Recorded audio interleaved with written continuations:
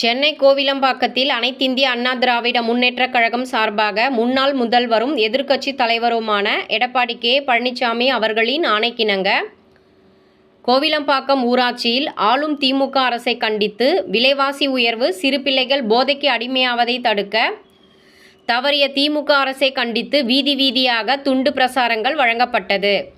இந்நிகழ்ச்சியை துவக்கி வைக்க சோழிங்கநல்லூர் சட்டமன்ற தொகுதி முன்னாள் எம்எல்ஏ கே.பி. கந்தன் துவங்கி வைத்து அங்குள்ள பெண்களின் குறைகளை கேட்டு வருகின்ற 2026ஆம் ஆண்டு சட்டசபை தேர்தலில் அனைத்திந்திய அண்ணா திராவிட முன்னேற்றக் கழகம் வெற்றி பெற நாம் ஒன்றிணைவோம், செயல்படுவோம் என்று அங்குள்ள பெண்களை கேட்டுக்கொண்டார். அதில் ஒரு பெண்மணி தன் மகன் போதைக்கு அடிமையாகி வாழ்க்கை சீரழிந்து விட்டது என்று கண்ணீர் மல்க கூறினார். இந்த நிகழ்ச்சியை அம்மா பேரவை மாவட்ட இணைச் செயலாளர் முருகன் தலைமையில் நடைபெற்றது. இந்நிகழ்ச்சியில் கோவிலம்பாக்கம் ஊராட்சி மன்ற துணைத் தலைவர் மணிமாறன், நன்மங்கலம் முன்னாள் ஊராட்சி மன்ற தலைவர் செல்வராணி சுந்தர், பரணி பிரசாத் மற்றும் தியாகராஜன், ஏசுபாதாம், விஸ்வநாதன் மற்றும் கட்சி நிர்வாகிகள் ஏராளமானோர் கலந்து கொண்டு இந்த நிகழ்ச்சியை சிறப்பாக நடத்தினார்கள். எடப்பாடி அண்ணன் கையில் எடுத்து இந்த திராவிட முன்னேற்ற கழகத்தை அகற்ற ஆட்சியில் அமர்ந்து இன்றைக்கு ஏழை எளிய மக்களுக்கு மின்சார கட்டணம், குடிநீர் கட்டணம், சொத்து வரி, சாலை வசதி இல்லை, இது போன்ற விழிப்புணர்ச்சியை பண்ணி 2021 மக்களை ஏமாற்றி ஆட்சிக்கு வந்துடக்கூடாது என்ற ஒரே நோக்கத்தோடு மக்களுக்கு அனைத்து இந்திய அண்ணா திராவிட முன்னேற்ற கழகத்தின் பங்கு இருக்க வேண்டும், மீண்டும் அம்மாவுடைய ஆட்சி வர வேண்டும் என்பதற்கு இது போன்ற செயல்களில் இருக்கிறோம். மக்களாக நீங்கள் அனைவரும் இதற்கு உறுதுணையாக இருக்க வேண்டும். இந்த நிகழ்ச்சிக்கு வருகை தந்திருக்கும் கழக அமைப்பு செயலாளர், முன்னாள் சட்டப்பேரவை உறுப்பினர் அண்ணன் சிங்காரண்ணன் அவர்களும், மணிமாறன்,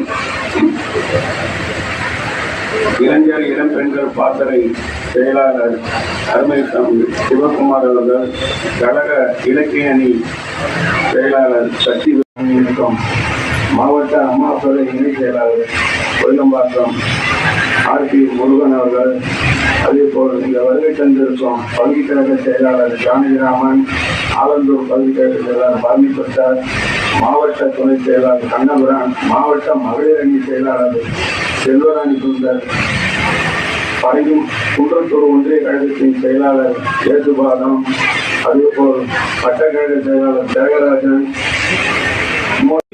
முதியோருக்கு பென்ஷன் கொடுத்தாங்க. இது போன்ற திட்டங்கள் எல்லாம் நல்ல திட்டங்களை நிறுத்திவிட்டாங்க. அம்மா குடிநீரை நிறுத்திட்டாங்க.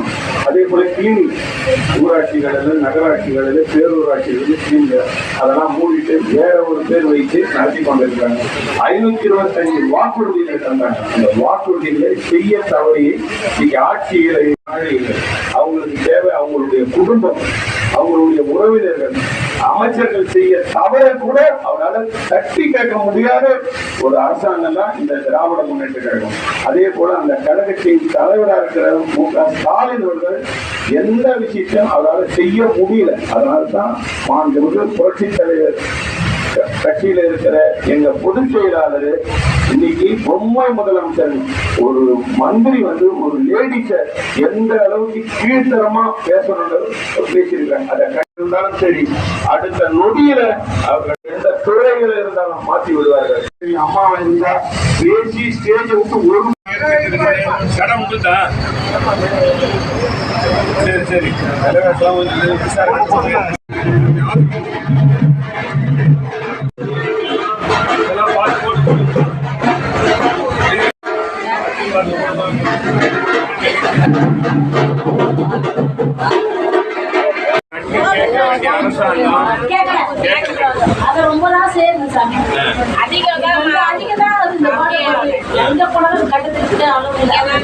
இதுக்கெல்லாம் முற்றுப்புள்ளி வைக்கணும். என்ன பண்ணணும்? இருக்கக்கூடாது. இதான் கரெக்ட்.